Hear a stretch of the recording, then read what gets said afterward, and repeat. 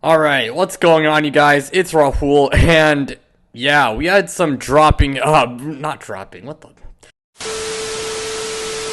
We had some breaking NBA news just drop. Donovan Mitchell is a Cleveland Cavalier.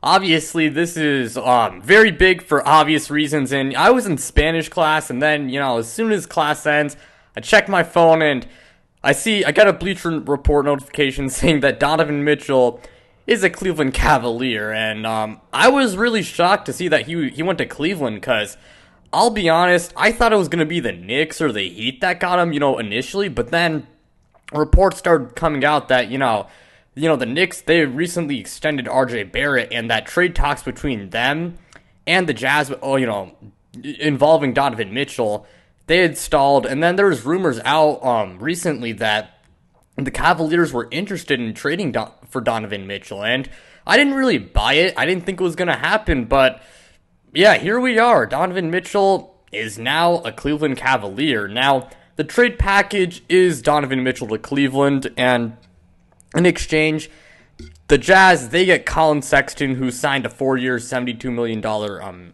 contract with them, through the trade.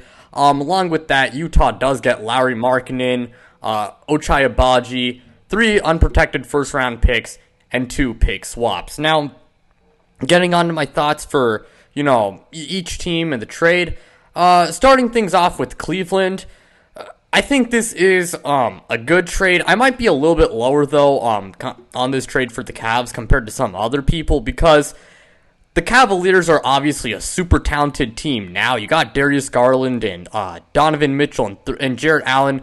All 3 of them are all-star caliber players. And plus, you got Evan Mobley, and he's one of my favorite players in the NBA. And I think Evan Mobley is going to take that leap into being an all-star level player in 2023. And then you got decent role players like Isaac Okoro, Ricky Rubio, Kevin Love. And, the Cavaliers are obviously a very good team. And right now, I would say they are like a top 5 team in the Eastern Conference. And I think they're going to be very good this upcoming season. But a lot of people might call them contenders, but I'm not ready to put them in that contender conversation.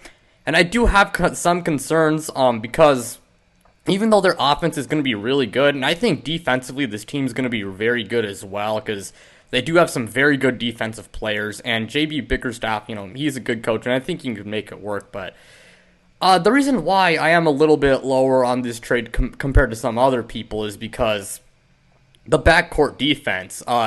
We saw in Portland for years that the Trailblazers weren't able to make deep playoff runs consistently, and a large reason why is because of the Dame CJ backcourt. It didn't work. Offensively, they were awesome. Defensively, though, teams just grilled them, and I feel like it could happen with both Mitchell and Garland, because both of them are very bad defenders, and both of them, they're also very undersized. Both of them, I believe, are 6'1", so, that's obviously not very tall in NBA terms, but that being said, I think it's still a good trade for Cleveland, and, they've pretty much completed their rebuild, and this was an awesome rebuild for Cleveland, to say the least, so I'd give the Cavaliers probably a B. Then we got the Utah Jazz, and the Utah Jazz, trading Donovan Mitchell definitely makes a lot of sense. They traded Rudy Gobert because they really just need to reset things, and I thought there was a chance that Donovan stayed, but obviously that didn't happen, and I thought there was a good chance that obviously he got moved, and here we are, and I do like this trade for Utah. They get a pretty good return for Donovan. 3 first-round picks and 2 pick swaps, plus Colin Sexton, who I think is a decent young player. Now, I think he's really like a 6th man at best on a championship-level team, but he's still a good young player to have.